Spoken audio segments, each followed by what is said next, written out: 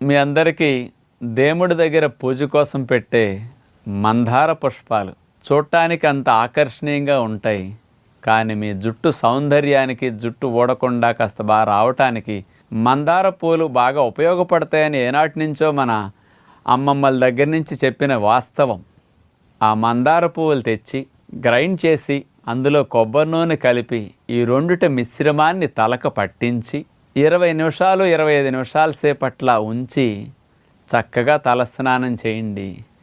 ఈ మందార పువ్వుల్లో ఉన్న మెడిసినల్ ప్రాపర్టీస్ తైలంతో కలిపి ఇట్లా మర్దన చేసి రాసేసరికి జుట్టు కుదుళ్ళకు పట్టి జుట్టు పైభాగాన ఉండే కలర్కి కూడా ఇట్లాంటి తైలం వల్ల మంచి గ్లోతో జుట్టు నిగనిగలాడుతూ ఇక ఊడిన జుట్టు రావటానికి, జుట్టు ఊడకుండా కొంత నివారించటానికి ఈ పద్ధతి చక్కగా ఉపయోగపడుతుంది.